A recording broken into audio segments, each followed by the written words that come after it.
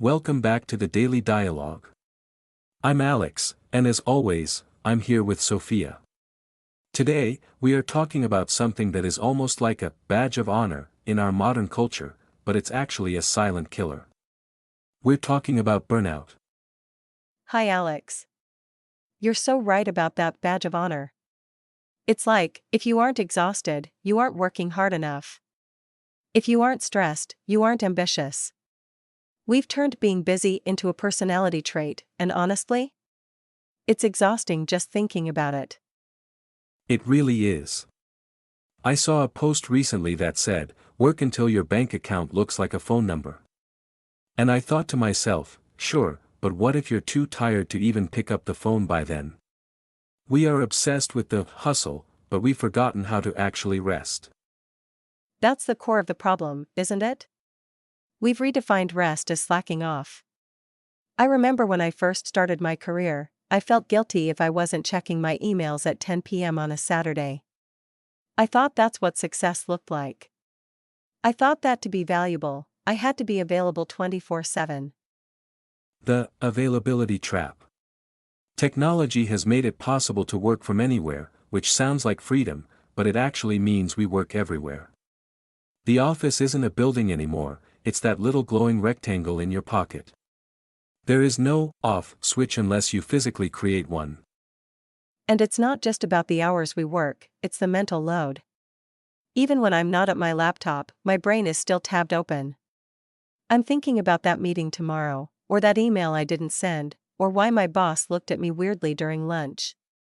That's what leads to burnout, not just the work itself, but the inability to disconnect. Let's break down what burnout actually is.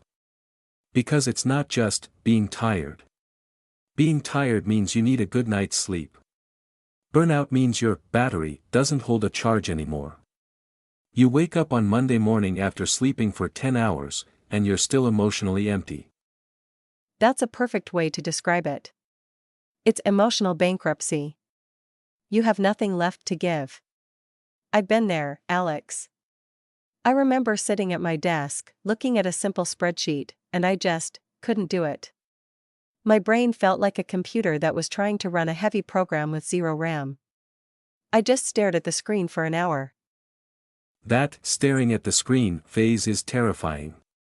It's when your brain goes into safe mode to protect itself.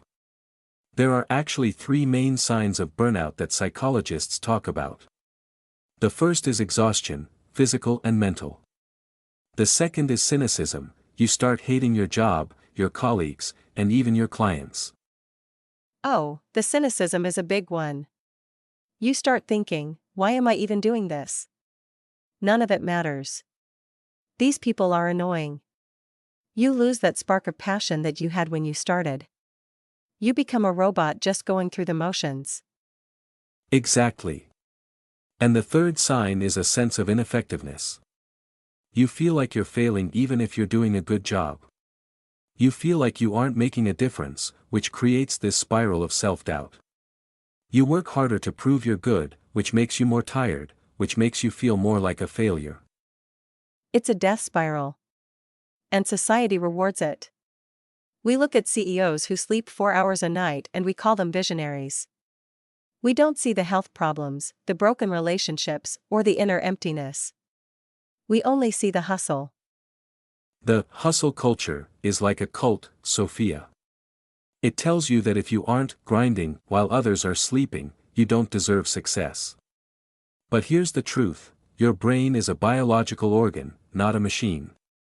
If you don't give it downtime, it will break. Period. It's like a forest fire. Sometimes you need a small, controlled fire to clear out the dead wood, but if you let it burn out of control, you destroy the whole ecosystem. I think many of us are living in a permanent forest fire state. So, how did we get here?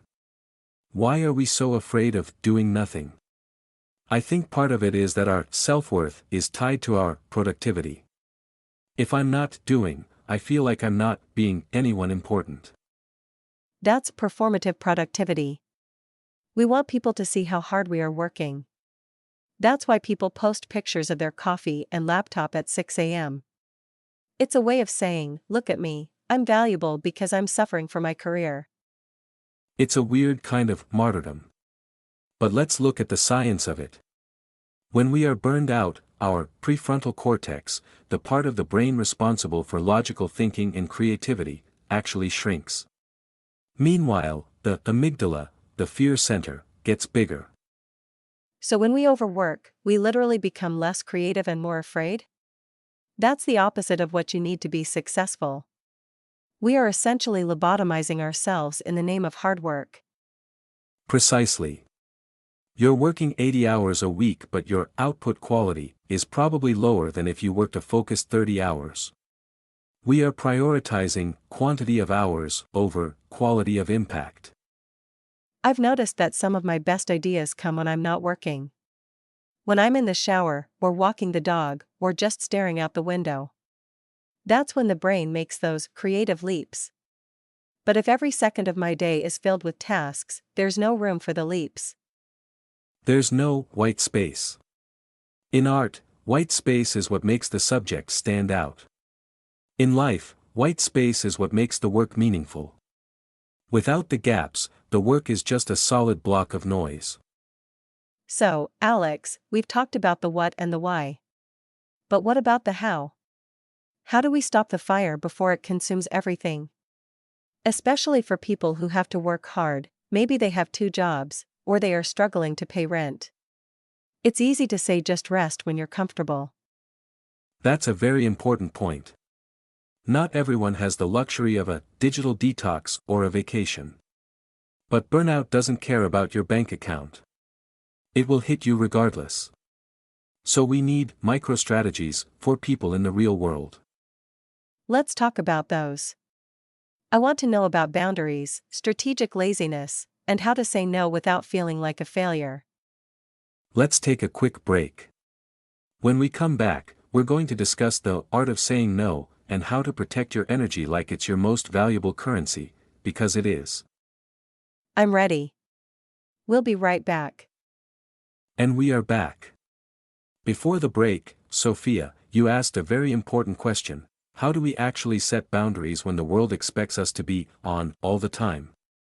Especially for those who feel they can't afford to slow down. Exactly. Because let's be honest, it's scary. If I don't answer my boss's email at 9 p.m., will they think I'm not committed? Will I be the first one to go when the company decides to downsize? The fear of being replaced is a huge driver of burnout. It's a survival mechanism. Our brain thinks, if I'm not the hardest worker, I'm the most vulnerable. But here's the paradox, a burned-out employee is the least valuable employee. You're making mistakes, you're slow, and you're probably toxic to the team's energy. That's a tough pill to swallow. So, by overworking to save our jobs, we are actually making ourselves fireable? In many ways, yes. The first micro-strategy is what I call the communication of availability. Instead of just disappearing, you set clear expectations. I'm focused on this project until 6 p.m., after that, I'll be offline to recharge so I can give 100% tomorrow morning. I like that. It frames your absence as a way to improve your presence. You're not being lazy, you're protecting the asset, and you are the asset. Exactly. You wouldn't run your car's engine 24/7 and expect it to last, right? Another strategy is strategic laziness. This means identifying the 20% of tasks that actually produce 80% of your results. Everything else? Do it good enough, but don't obsess over it. Oh, the perfectionist trap. I struggle with this so much. I spend 2 hours making a PowerPoint slide perfect when clear would have been enough. I'm wasting my mental juice on things that don't move the needle. We have a limited amount of willpower and focus every day. If you spend it all on the font size of a slide, you won't have anything left for the big decisions. We need to learn to be comfortably mediocre in the things that don't matter, so we can be extraordinary in the things that do. Comfortably mediocre, that's going to be my new mantra. Laughs. But Alex, what about the internal boss? Sometimes it's not my actual boss pressuring me, it's the voice in my head saying, "You're lazy, you should be doing more, look at what everyone else is achieving." That's the comparison ghost. Social media has made it so we aren't just competing with our neighbors, we are competing with the entire world. You see a 22-year-old entrepreneur on TikTok who grinds 18 hours a day, and you feel like a failure.